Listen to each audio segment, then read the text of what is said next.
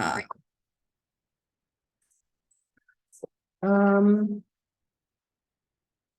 let me plug this in.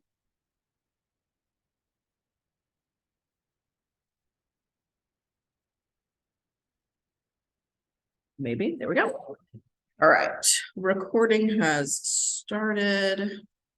And I will go ahead and share screen so we don't have to worry so much about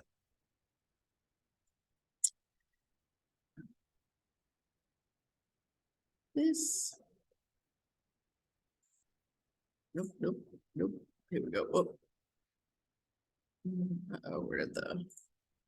Oh no, did I lose the whole entire chapter that I downloaded? Maybe. Loads. There it is. Okay, I downloaded chapter 9. So, I wasn't going to give a formal lecture on cross classification. I'm really excited that this was a topic that you chose because I actually have never run a cross classified model. Have you ever run one before?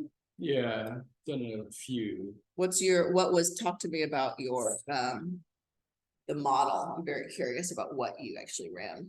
Yeah, so the study was looking at decision making, or basically people's accuracy of predicting the future. Okay. And so we found that some prior work had found that people were able to, at least with some degree of accuracy, predict the winners of upcoming sporting events, and they were more accurate if they did so relying on gut feelings. And so, and at least the one that I was thinking about, we had people make predictions about different sporting events, and then we either told them to rely on a gut feeling or required them to come up with reasons for their predictions. So, Okay. And then we had, so that was our IV and kind of main DB, and then we also included, it was pretty much all white men, so we didn't do anything with demographic variables, and they were all about the same age.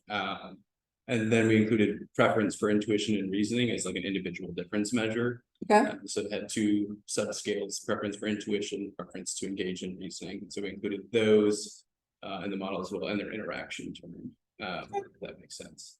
It does make sense. It sounds like a regression thus far. Okay. Yeah. So not all participants completed all predictions. Okay. And then we had them across separate weeks of predictions. So we had predictions nested in weeks, and then participants nested with them. So participants, predictions, and then weeks, I think is. Okay. Okay, so the cross classification was on which level? So let's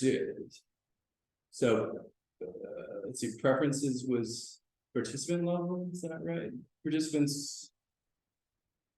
So their preferences were within between subjects factor, and then their predictions were between subjects factor, or mixed, I guess. Okay. Yeah.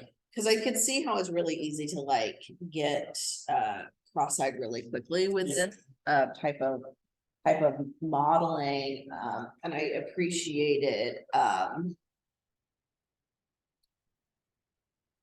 the examples of like neighborhood and schools, which I was like, okay, so in this book, the example was neighborhood and schools were the individual factors, but you could be cross-classified on the second level with neighborhood and schools, right? So because you could be in a school, but that school is not necessarily, students are not necessarily, they might be in a school, but the school could be in different neighborhoods. So they cross-classified schools and neighborhoods on the second level, because this, you might be in one school but different neighborhoods. Okay.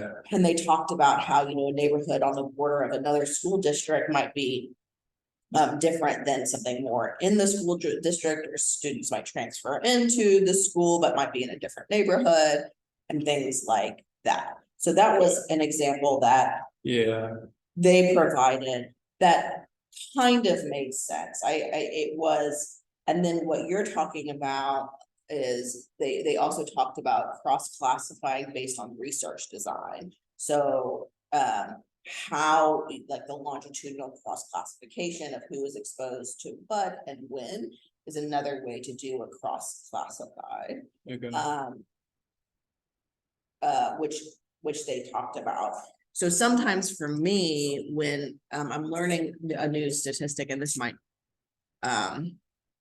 not be for everybody, but sometimes it's helpful for me to look at code, like try to understand how they're doing it. So I looked up how M+ does code. Are you familiar? You do a lot of R work, but do you also do M+? Just SEM and factor analysis. And that's something Okay. I've learned in M+. Okay, so when you did your cross-classifying, what statistical program was that done in? R. Yeah, all of it. Everything else I do in R. Okay. Okay, well, this might not be wildly helpful for you, but it was helpful for me to kind of understand when you're looking at code, how we're actually running these statistics. So usually in a multi-level model, you have a within and a between level. And if you're doing, and this is just for a 2-level multi-level model, but if you're doing a 3-level, it's between and you list the variable of level 2, between and you list the variable of level 3.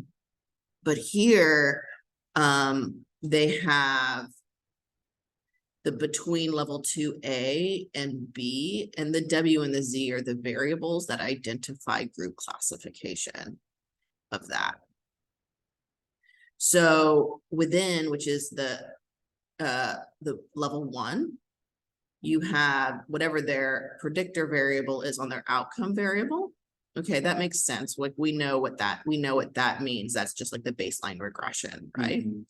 And this slope aspect makes it the slope a random effect. Okay, so that way the slope becomes a variable is what they're doing here.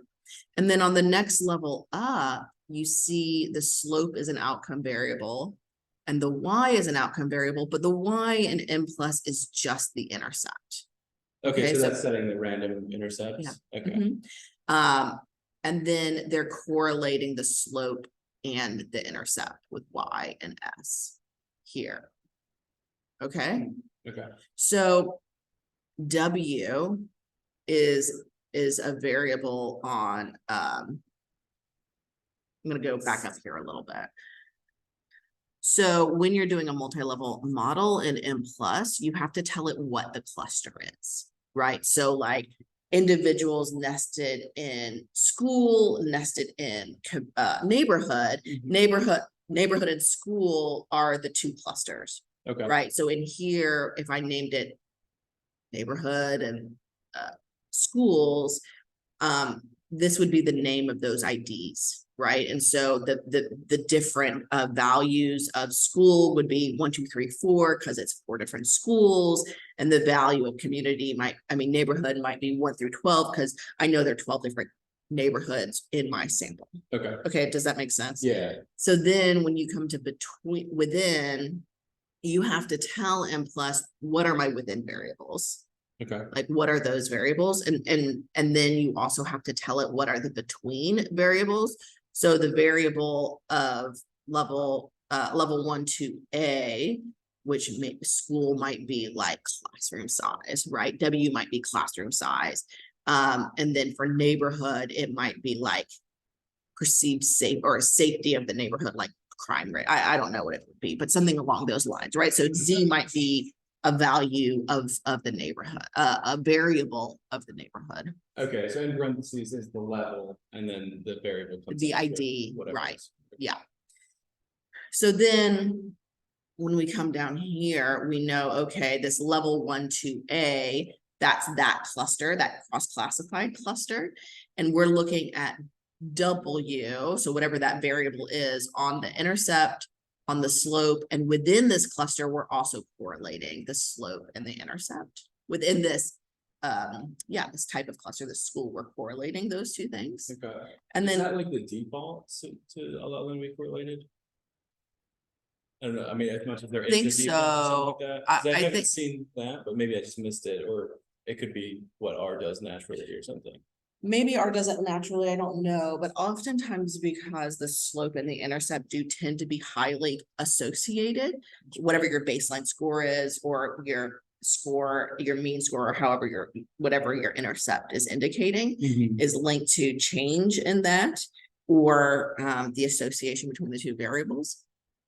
you do correlate it. Okay. That makes sense. But it could be standard in R, I don't know.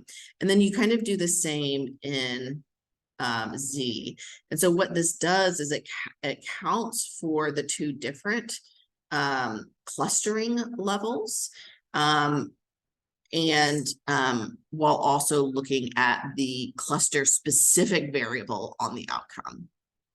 So it accounts for the variance explained in the two different clusters while simultaneously looking at the specific variables in that one cluster on that your outcome variable, which is Okay. the same across all of them because it's a individual level variable. Okay. So for me, one of the things that I think could be really interesting using this is looking at different types of relationships, right? So often I look at family relationships on health and marital relationships on health, but not everybody is married. So if I'm looking at family and marriage simultaneously, oftentimes I have to remove everyone who isn't married to look at that, but that's a qualitatively different group of people. Yeah. Right? I mean, assuming whether they're divorced or widowed or their experience is different than people who are currently in or never married, single, right? Or are qualitatively different than those other people than people who are not married. Those are two different groups of people.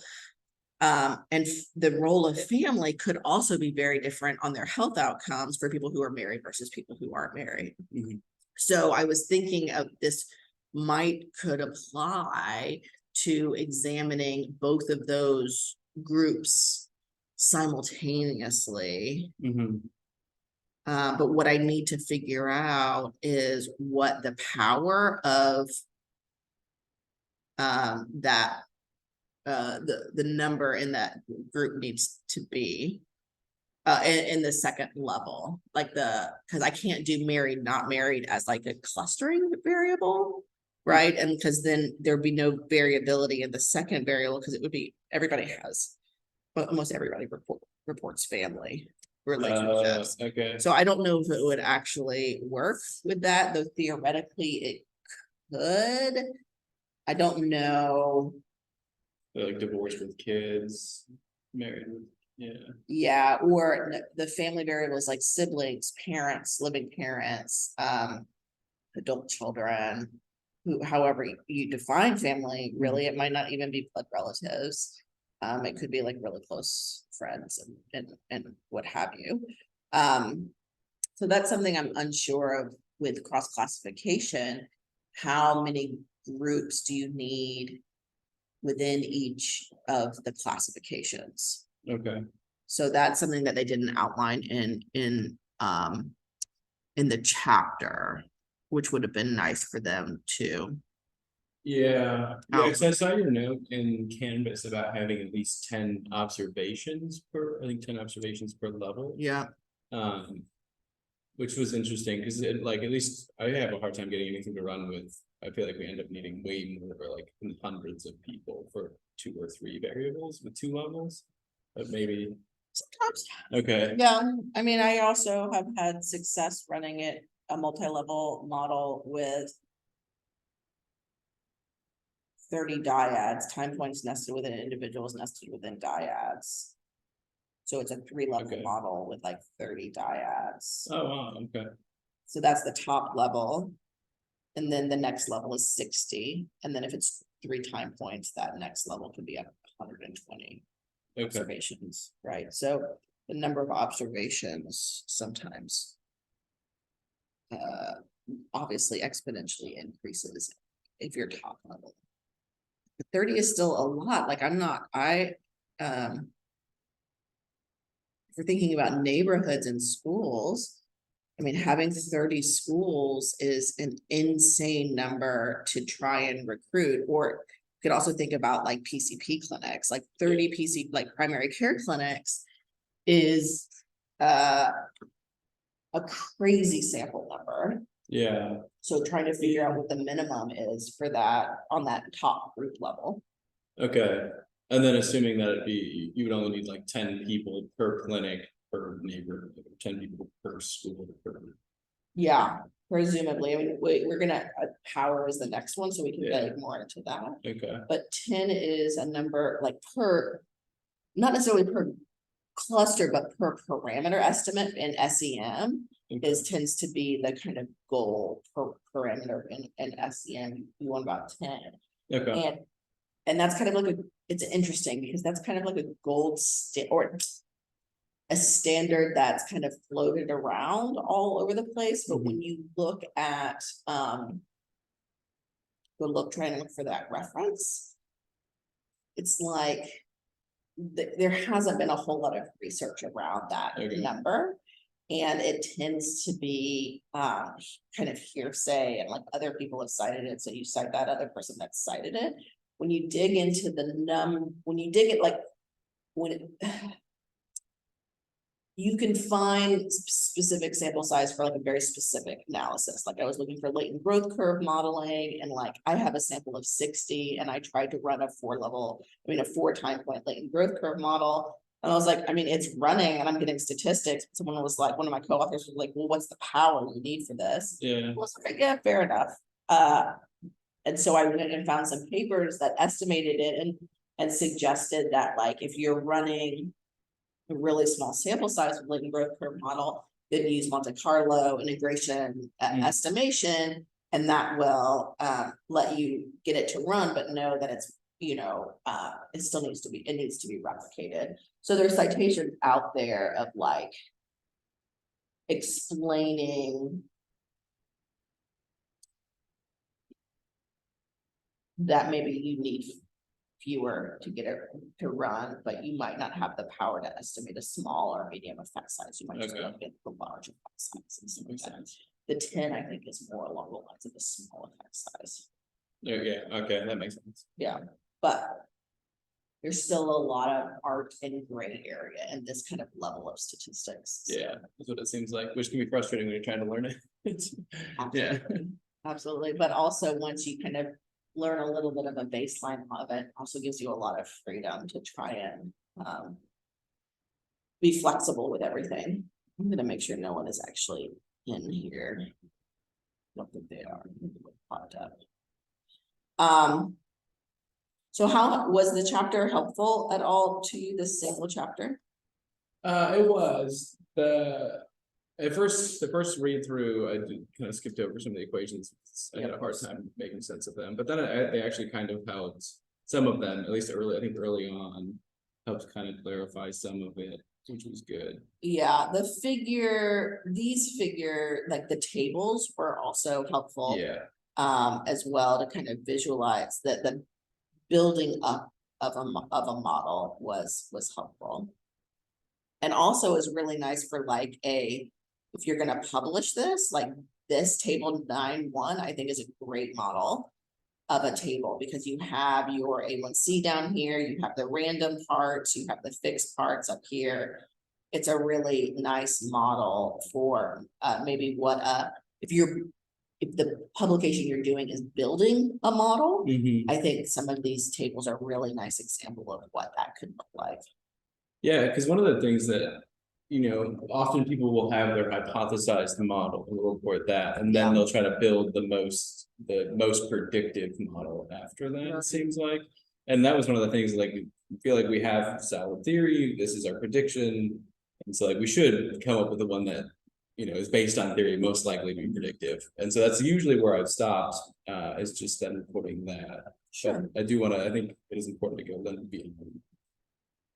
Yeah, I think it depends on the type of science you're trying to do. Yeah, Are you trying to do theory testing, hypothesis testing, or are you trying to do more like exploratory, understand what's going on with this phenomenon type of research? Then you kind of build an a priori step-by-step process of what you're going to do to try and understand, by including the different cross-classified, the different predictors and control variables, and building that model. I think that's also good science as well, as long as you, in your mind at least, specify that beforehand and it's not a fishing expedition, which sometimes I worry that when people are publishing those things, it reads a little bit more like a fishing expedition. It doesn't always say it very clearly that it's Right, and also that's how in psychology in particular, but also medical field. Has gotten into trouble a lot recently with like the issue with replication. I think a lot of it is not clearly identifying an a priori process, and theory is how we get into trouble with some of that. And if it's not significant, it sucks, but it just is what it is, and then you try and see if someone will kindly publish your insignificant, non-significant findings, which I rarely have success with, to be honest. We have a couple that we're gonna start trying to get published, but at least it's failure to replicate, which is good. Yes, that's Good. true, yeah, Gives us at least one leg to say it's Yeah, that's somewhat interesting here because, yeah. I had a study that I have not been able to publish, and it's not statistically significant for a long time, and it's not replicating the theory behind it. No one is interested in publishing it. I'll get there eventually, maybe, I don't know. We'll see. JAMA, yeah, JAMA. Right. I'll set my sights there. Looking at family relationships and A1C among people with diabetes and the mechanisms, like all the theoretical mechanisms, none of them are significant in this like giant secondary data set. So I'm like.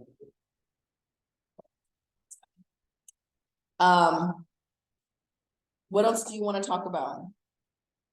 I downloaded the Adobe Edition Oh, good. and then it expired. And it's Oh, no. notes and highlighting away. Oh, It's no. really frustrating. Lesson learned to take them out of that. So we'll just walk through a couple more of the M+ examples. Does that work for you? Yeah, that sounds good. Okay, I think one of the problems is that most of the examples I've seen online are all using the exact same schools nested in neighborhoods Oh. example. yeah, And so it's like, okay, but like typically our data doesn't follow that like structure. And usually we're interested in like we have, X amount of stimulus, like 1,000 photos. And so we have, so that with maybe 20 actors, and then they all have one other level of categorization. So like it ends up, the stimulus sides end up being nested. And then we're having participants make ratings about them. And so it follows a slightly different structure where we're not, I think. So yeah, like we're interested in, whether somebody looks happy or sad, or the degree to which they look that's like the outcome that. variable. And that's our outcome variable. For example, we had like 1,000 Olympic athletes, facial expressions, and then so So many. yeah, I was like, something around there. Yeah. And then so we have gold medal and silver athletes or medalists. And that's the cross classification, or is that the predictive variable? That's predictor. Okay, And then we have like two different data sets that these photos came from. And so, which we And may or that's may cross not classified? include. I'm sorry, I keep on interrupting. No, we ended up getting rid of that because some of them, well, I guess it would be because some of them were. Okay, let me write this down. Sometimes it's helpful for me to visualize. Once you've already figured this out, No, somebody told me something and I don't really fully understand it, so. Okay. it's very helpful. let me explain it as this. Looks like some of my clients, they're trying to look your paper right now.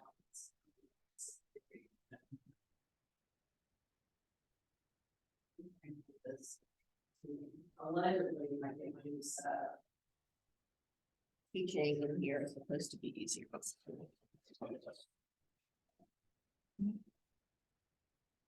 That's not it. Here it is.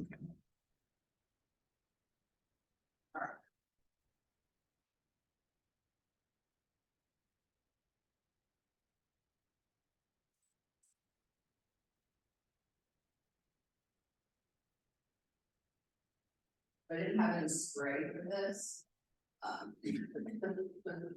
Word, I was like, oh, I'm gonna buy any or drink it through this. So far, you got this. Oh, yeah. Doesn't say, oh, remember all that spray they gave us for COVID? I was like, yeah, it was like, it basically just cleans with my. Yeah, using like no alcohol or something. That's what I've been. So. Your outcome variable is just like emotion or. Yeah. And then the predictor, Metal latency. metal. Okay. Signal versus, okay. And then, so this is level 1, right? Yeah, Right. So observe. Picture type. yeah, and then rate. And then rating, this is the 0 or 1, right? Yeah, it's, yeah, we had gold, silver, bronze originally. And then this is this, Likert scale, or is it dichotomous? Similar. Yeah, yeah, Okay, so this is like our baseline Likert, and so you're trying to figure out how to model it, that estimate it based on the cross classification of research. I think so, Okay, yes. so talk to me more about your figure ones. Okay, so we have the 1,000 photos, then we had 100 participants make ratings about roughly a third of those photos. Okay, so one thing we're estimating is people, participants.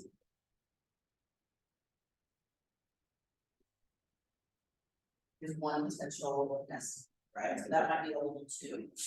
Yeah. I think so. Okay, I mean, this is probably one of our simpler days, that's all that we have. 1,000 stimuli, 100 participants, made ratings about a third of them. And then the stimuli with gold, bronze, or silver. Participants made ratings of a third. A third of the photos, yeah. Okay, I so think that's- so your classifications would be bring one group to a group. Then it was fully randomized, yeah, so they don't really end up falling into perfect groups, because it was fully randomized which subset they could get. So they just got a random like 300. Okay. So participants are in this group, yes or no? This group, yes or no? In this group, yes or no, right? Or are you modeling it just participants level 2 is participants? And then level 3 is group 1, 2, 3. They didn't end up, yeah, I'm not sure if it ends up having a level 3 authority. Because they got randomly shown 300 of them. Like it wasn't set up such as like, there was like a group of 300, a group of 300, a group of 300. So my guess is it's something along So it's like a continued. this.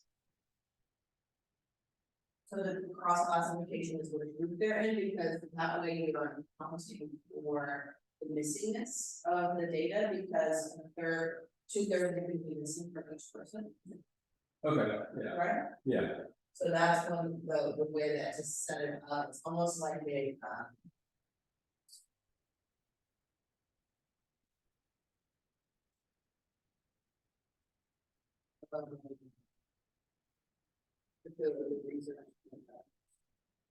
research design where you give people, you randomly assign them as a three different types of groups, right?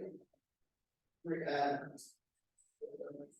randomize them to either condition 1 or 3 or 1 through 3, and then rather than having participants in each of the specific cells, you randomize them across, so you have exposure of each, maybe the randomize across with this. So you have exposure in each of them, so you don't have worries about a single large sample size. yeah, So that's kind of what this is. okay, that makes But sense. obviously, you don't have to do it. That was.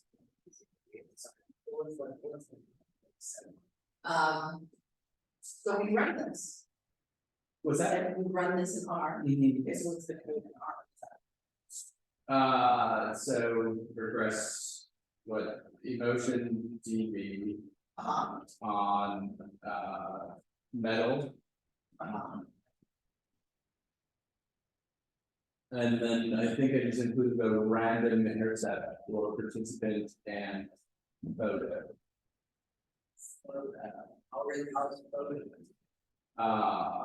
As just like this every, so we split it up, yeah. Yeah, so each person's photos have a random name.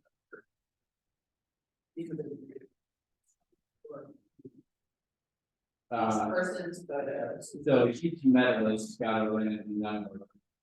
And so we included that as a random intercept.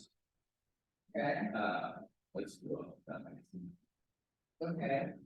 To account, because the medal, So it comes of the 1,000, there was repeated individual, or repeated medals. no, to account for that, we didn't get like that there's probably individual differences in people, but it's not attributed to something.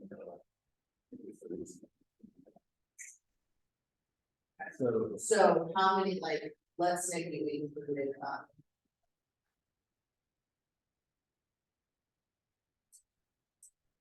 What about? so you only had minor functions. Yeah, Okay, so tell me more about the making progress. Or medal winner, how was that? It was just 100,000. essentially, yeah.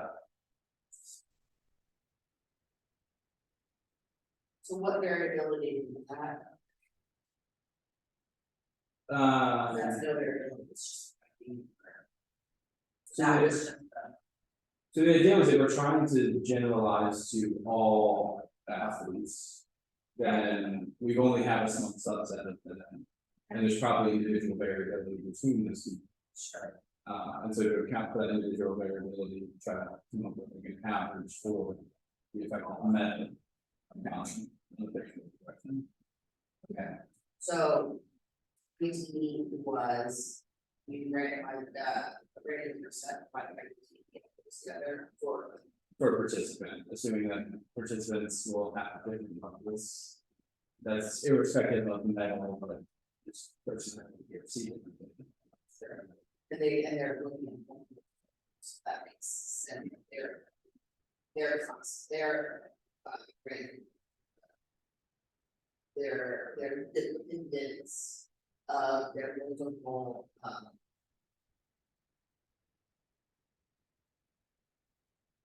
observations. So what it sounds like you're doing is, VB on IV, that's level 1.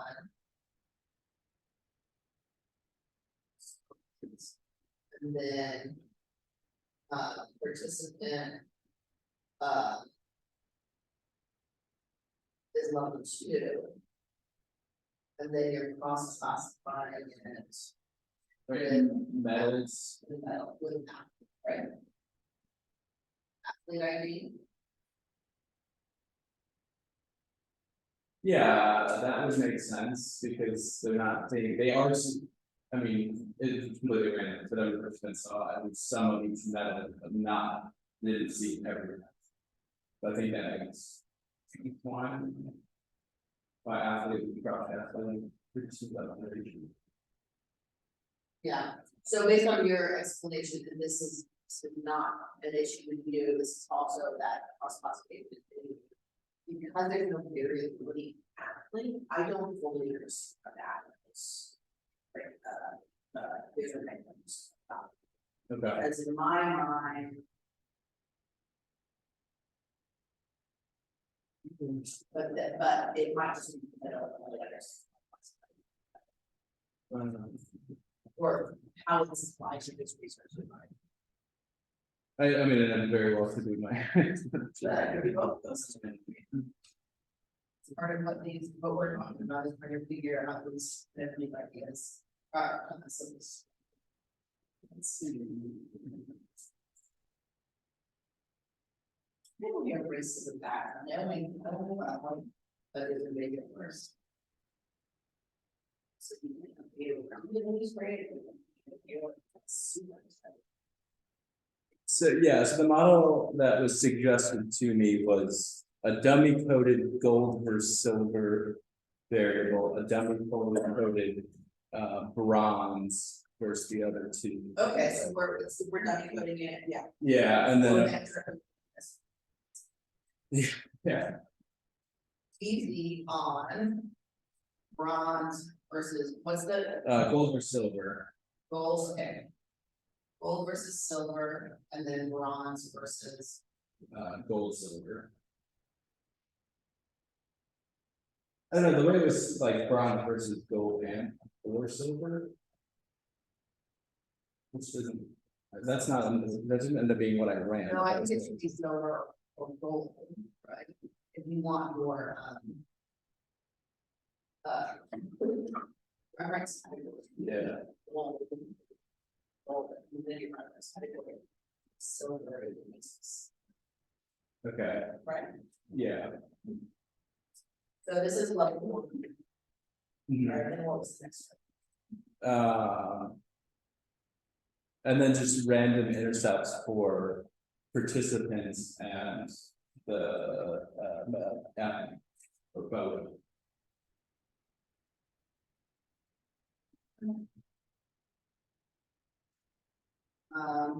Cross classification. Cross classification. And this is, which is, this one makes sense to me.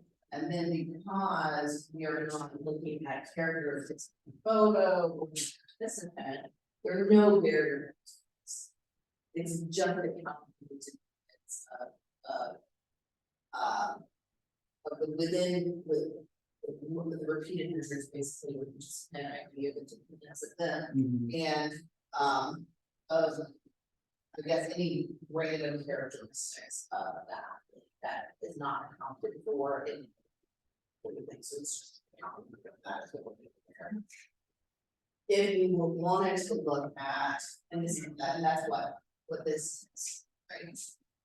So really, economic research design in here, and then any unique characteristics that we actually that we're not accounting for, we're not measuring, we're not going to be each of the photos, we're just looking at a specific thing and what is.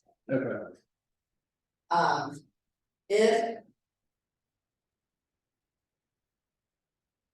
If we were interested in some unique characteristic of attitudes or whatever, and how that was made to this TV, we would have to include that. You know, in this level. And what the Hawks book also suggests then is. In order to account for this, you then need to, put a third level to account for this, the random intercept of this. Okay. Is what he said in the end of that. But if I understood it correct, is that what you understood as well? I think so. If we include variables here, then we need to account for dependence of that with a random. Intercept up there. Okay. But that's not what you did. No. So not this, yet. so what you did, to me, makes sense. And then, And then it is classified, right, because participants are. Because in level 2, participants can see all of the photos. That's got some sense of. right, Okay. and that's, so they would be assigned basically group 1, 2, or 3, so in this level. You're with 3 different groups. Right? This cross classification. I understand a little bit. Right, so this. Cause this is kind of the typical, like, situation that I end up running into, is that, people aren't seeing all of the photos. Or all of whatever stimulus we're presenting. Right. Um, So that's why this one, it seems like you're including two different variables on the second level for two different reasons, right? This one is not. This one is any kind of factors in the photo, or that they're not accounting for, you're just like. that was the idea, is yeah, we wanna try to focus in on metal and not individual, you know, the noise and individual. Yeah, what they look like your face. Yeah. And this one, is. You obviously. I agree, so that could be, so let's call that a cross classification, the variable that's level that you're looking for, or for two different. Mhm. Right, so it's not necessarily, that you're randomizing them in two different types of groups, right? So you want to. There's, and it's certainly not splitting, right? It's for two different reasons, and I mean. It makes sense, right, because you're wanting to account for two different things, so rather than. Controlling for this, like how we would typically account for this, we would control for it on this line, right? You would just. Yeah. Yeah. If you're variance explain, but because we're already doing the cross classified, just accounting for it in a.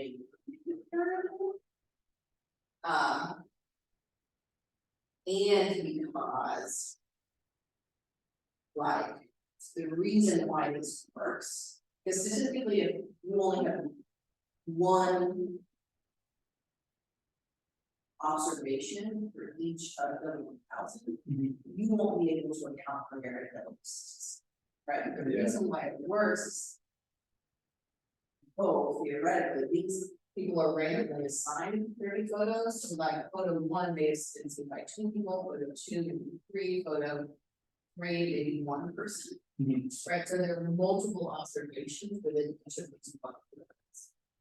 And that's why that works, otherwise. I don't think there would be any variability or that would be Yeah, that makes sense. statistically. Yeah. If there's only one rating, then yeah, it's just give you matter what.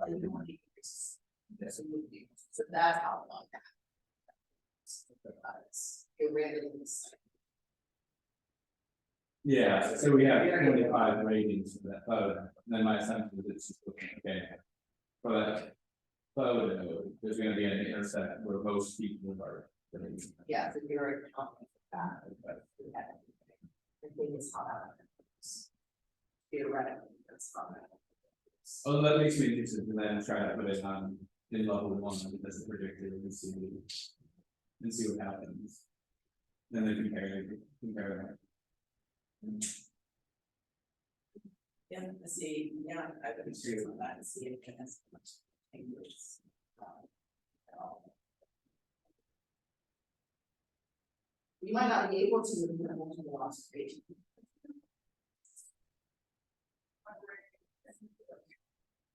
But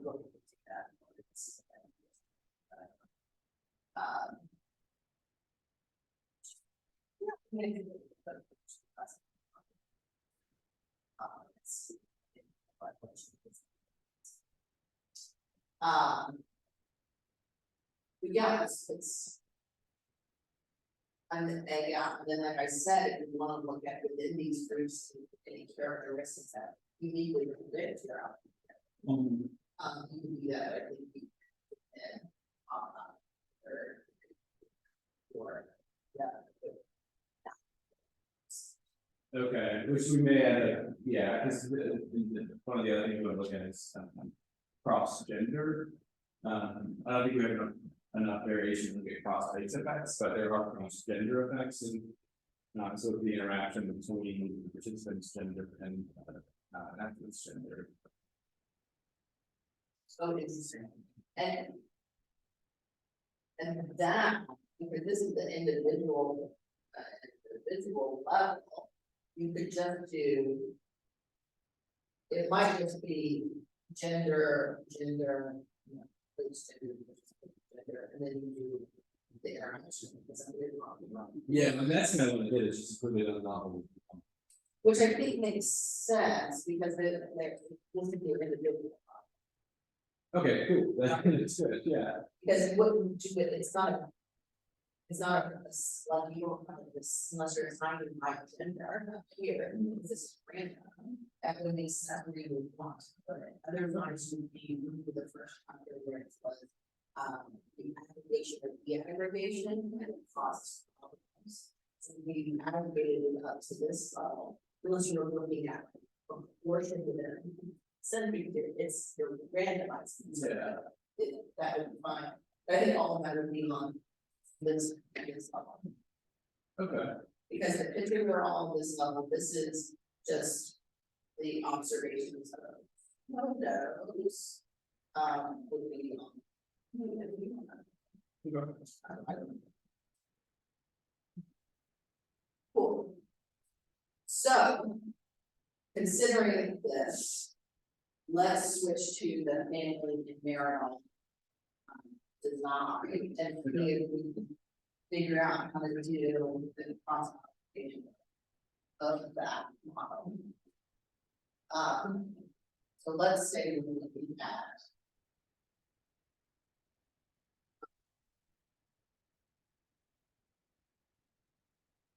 Anyone see?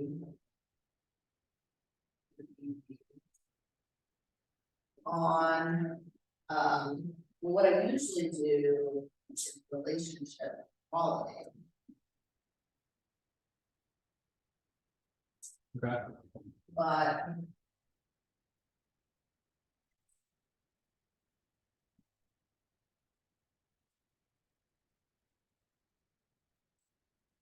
Sometimes the relationship quality between the family and sometimes it comes from the couple and sometimes it comes from both. So like. Married or equivalent, and then a family. Relationships.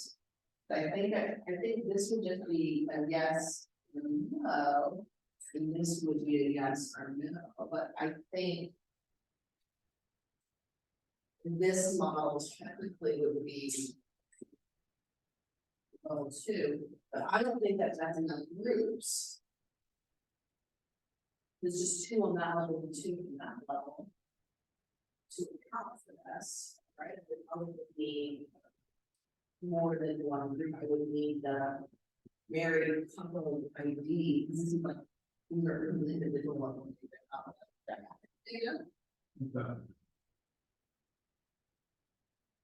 What are your thoughts? Okay, and assuming that people just say married, let's say family, right? That's what the clock. So cross classification is. So there are 2 members, one is. Your intimate partner, so how does the relationship quality? Okay. The other question is family, anyone that you consider family other than. Okay. What is the relationship quality of those? 2 relationships. Yes. So it's oftentimes the issue with this type of data to know. Especially if you're thinking about like distress in a relationship, that it's really too problematic outcomes. What we have seen consistently is family is a better protector or family is a better protector of health outcomes and marital relationships. And the theory of that is one, typically choose your spouse, right? So you're hopefully choosing someone that you have a healthier relationship with. And 2, if they both are stressful, right, even more straight relationship, that family relationship and their So the chronic stress of life in a family relationship has more time to affect your immune functioning, affect your inflammation, affect your psychological stress leading to Okay. which is right. So, but not everybody is married. So we're looking at comparing the two types of relationships. We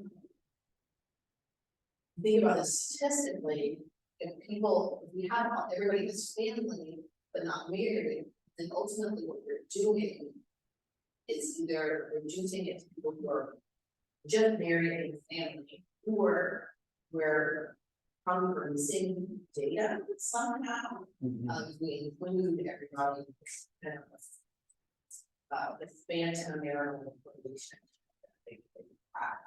So I think in theory, reading this and understanding how you're doing it and understanding how they're seeing neighborhood schools, I think theoretically we could use this type of model to understand the differences between married and family relationship quality on health using that process. But I don't know if it should be like this, a model here, and it's just zeros and ones, so the vast majority of this is going to be a one, right? So maybe there's a little variability on that level. And it also doesn't allow us to look at this. I think I wanted to look at the different relationship qualities, we have to be. Is it have to be an empty? Level one, basically just A1C, and this would have to move up to A1C, like the endless. That's kind of, well, yeah, I was thinking. I don't know if it's a problem that has to choose that common scenario, but it seems like you could put married relationship quality and family life quality, right, in line two. Yeah, But then what does a zero mean, is the question. well, for here, they don't have. Yeah, They don't have their own relationship. so then they have, so if you move relationship quality, I don't know if this makes sense. Yeah, so I think people have to listen to this. So then they would get an NA or something, they'd be missing data if they didn't Right. weren't married. Yeah, it would be something more along the lines of what we're talking about here with like. No, not this one.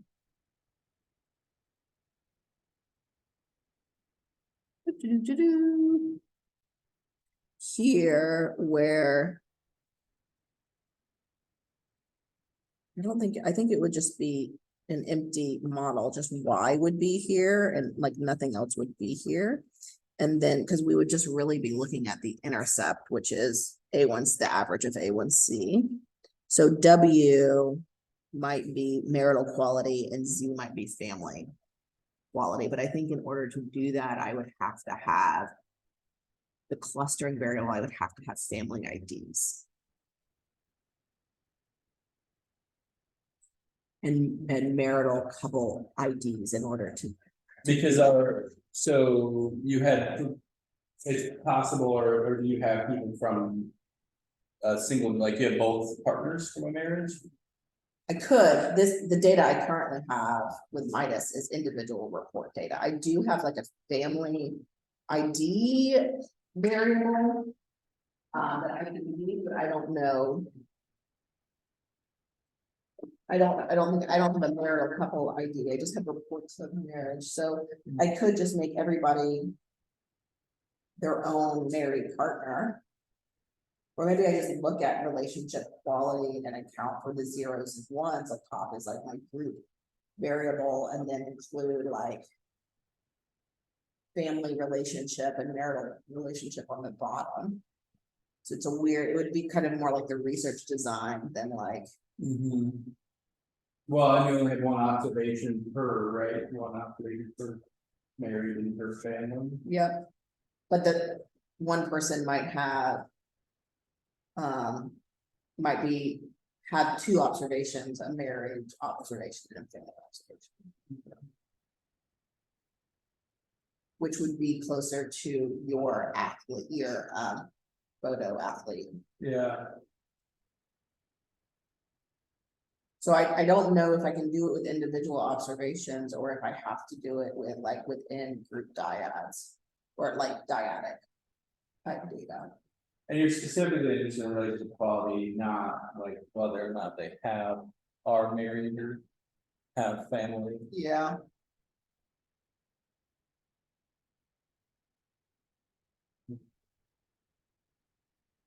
So anyway. I think I'd have to dig in and see if I could have like just two levels on that, because you have three groups of three, like could I just do two on that level? Yeah, it's like.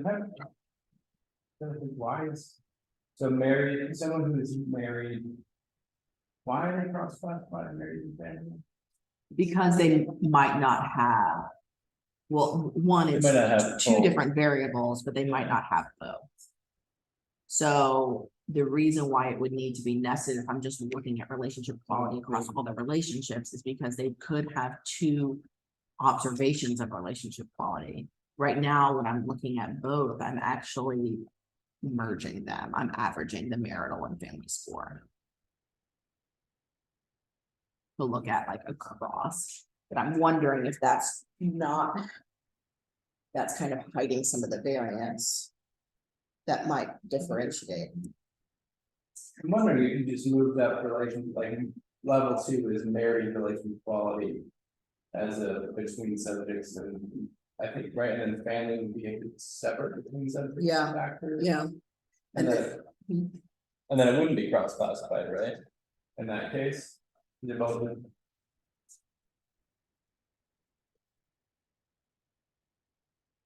Although you still have some observations in there that are family, but not all. Mhm. And so what I wonder if this could solve is that issue I'm having of like. Qualitatively different, I don't want to throw out people in my study just because they're not married. Or having that relationship, it seems unethical, like they're still important people to like understand how their health is functioning. But they have people in their life, and so trying to understand and tease out. How different types of relationships are influential is important. For people who are married or not married. As well. Yeah.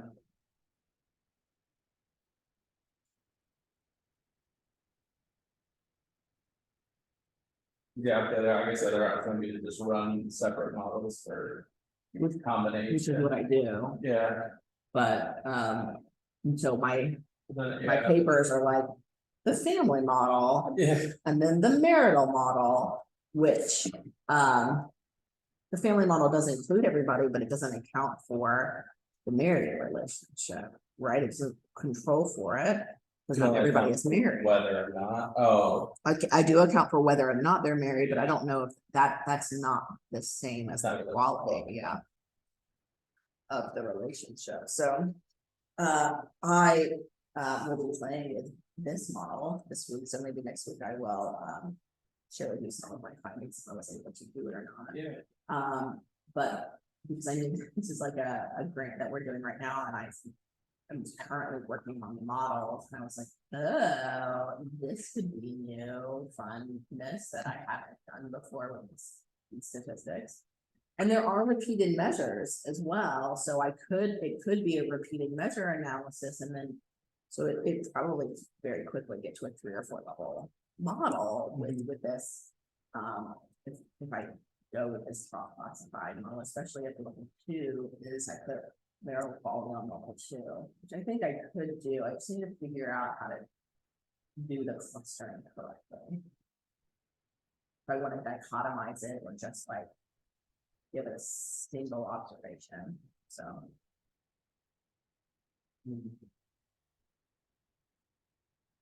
All right, what else? I mean, can you believe we've almost talked for an hour and a half? No. It's been an hour, I guess I was late, so maybe it's been an hour. What else are you thinking? What other questions? Was this helpful?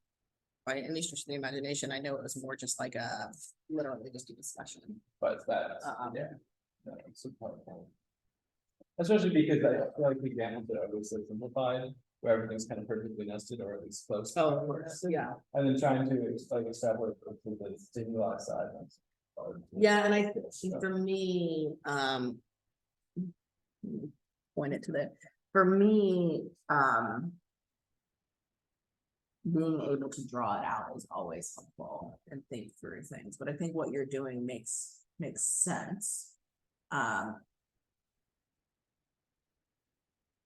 And I'm excited to see what happens if you want to look at variables within each of the clusters and how that is differentially linked. Mhm. Not just the individual factors, but like.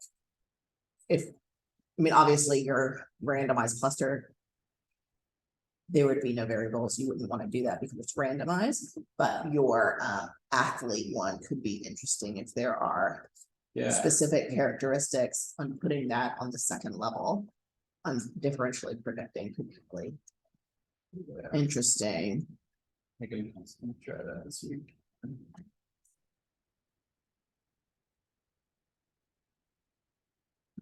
So next week, I think we're gonna talk about, what was the chapter number? That we're gonna do missingness. Is that still what, we wanna do, or do you wanna move to something else? We're gonna do the not missingness, we're gonna do the chapter on power. Oh, yeah. Let me find that chapter.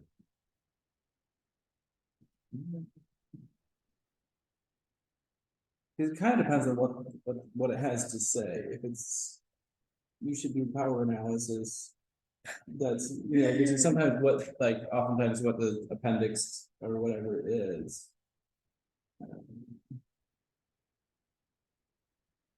Also do longitudinal data. Categorical.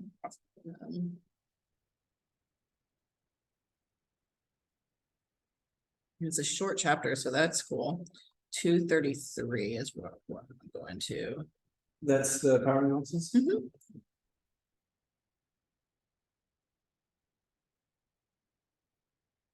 Sample size and accuracy of estimates.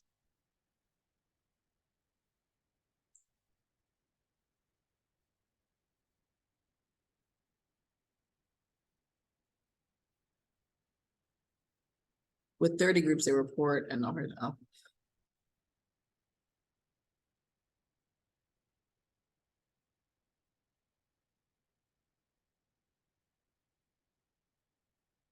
Might be helpful. Using later versions of. So that with as few as 6 to 12 groups, restricted maximum likelihood can provide reasonable variance estimation. So they do.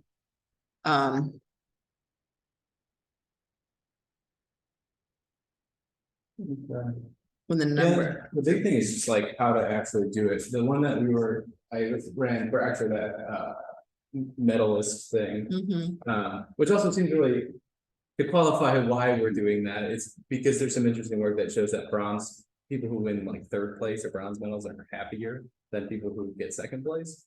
They're making different like counterfactuals and they're comparing themselves like I barely made it to the medal stand, like Yeah. I'm doing great, like I'm so lucky I got here, Yeah. well silver was like I could have won gold. But So the participants don't know what medal they are. no, they just see a face and how happy this person looks. Okay. How sad. Oh, interesting. Is it true? Did they? We replicated some, I can't remember exactly. Oh, I think I understand why they're doing bronze versus silver and gold. That would be a separate analysis. Right? So you would do the dummy coding of what we recommended, the two, the Yeah, gold versus gold versus silver. Oh, I guess it would be bronze. And then you could do bronze versus the other two. we Would be went a both separate ways, yeah. analysis. Okay, yeah, that Yeah. makes sense. Okay, I understand now. You wouldn't include the two.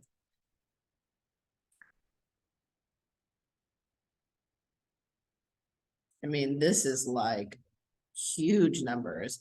the 50-20 rule, 50 groups with about 20 individuals per group. 100 groups. Yeah, because one of the problems is ultimately, we've been not running a lot of power analyses for these because I just can't figure them out. And so when we end up going to run our models, oftentimes we're having to drop things. It makes it hard to include like random slopes for participants because they just don't have enough power, and so Yeah. I end up having to drop a lot of that stuff. Which is not great because. At least when it makes sense to include it. Estimating power and multi-level models. So I mean, So I think that makes sense. we can read it and talk through it. I mean, just going through it, I mean, it seems to give some decent outlines. Post hoc power analysis too, that you could also do. So we could figure out and try to figure out how to calculate some of these things. Because I briefly looked at it, but there was a new paper that came out. Suggesting a completely new way to do power analyses Okay. versus trying to do simulations. Where is it? But yeah, so I'd be curious. I wonder if after reading this chapter that if it will make Chapter 12, and this is the old, because it's free, it is the older. There's been a new edition of this too, so I wonder if the newer book has 2015 updated. No, we're not doing meta-analysis.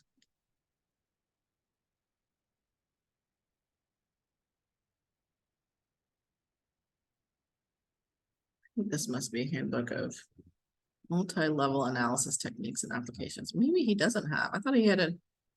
I thought I saw the language like that. It's called a handbook of advanced multi-level analysis. Maybe he changed the title. Multi-level analysis techniques. Yeah, I saw the advanced.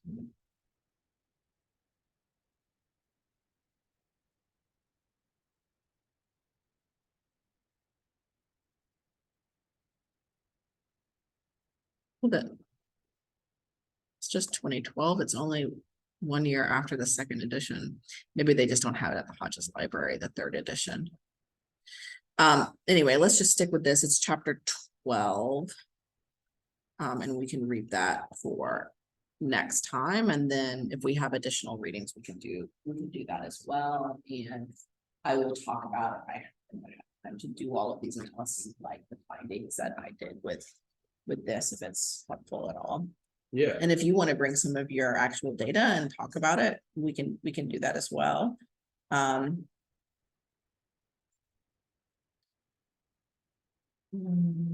about I just email them back? Okay. I need to cover right now.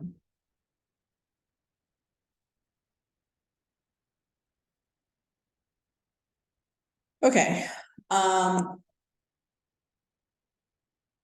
So some other options we can do if we want to keep on this cross-classified trajectory, which I'm happy to do, is we can like go through an actual paper and like try to understand exactly what they did and how they did it. What would be most helpful for you in your mind moving forward? Yeah, I guess that if no one else is here, I feel bad, like if other people have other interests. Interested in other things. Yeah, anybody listening to this recording, just email me if you're interested in other things. But yeah, that might be a good way to go too, is just to try to, I wonder if I could find.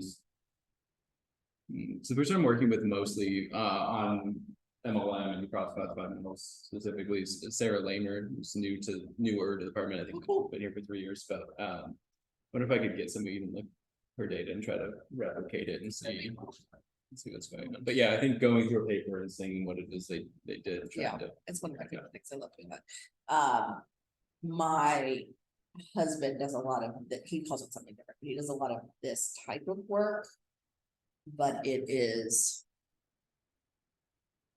strawberries and high tunnels, so I don't know if it would be specifically applicable to us. What, strawberries and? Oh, he does organic and sustainable crop production, so he does a lot of like randomization, different types of randomization, Okay. but it's like strawberries, specific treatments of strawberries in different like high tunnels. Okay, So it's like, it's not humans, it's like for whatever he's eggplants or whatever like no, he's doing at the time. Hmm. So this is the type of stuff he does, but then whenever you talk to someone who doesn't deal with humans and the complexity of like the individuals, like their eyes go cross-eyed, they're like, oh wait, you have to control for what? And I'm like, yeah. yeah, And he works at SAS, so. And he calls it something else. I think he just calls it mixture models okay, is what he calls it. And the cross classified is like, yeah, that's how you do mixture models. And I'm like, right. yeah. I think it's not easy. Yeah, there are different things that are clustered. Yeah, and you're like, yeah, okay, makes sense. So anyway, okay. So the plan is power analysis. If I have data, I'll bring it, and you might bring data as well. Yeah. Do you want us to read it beforehand or no? The data, Or the paper that the data will be based on? I'd have to find someone, I don't have anything like fully I don't have anything using Okay. this that's published yet. Which is one of the reasons that I'm glad that we're going through it, because I can make changes. before we use it. indeed. But, Okay, so let's do this, and then I think we only have one more meeting after this, is that correct? After next week, we only have one more? Or is it two more? Might be two. third.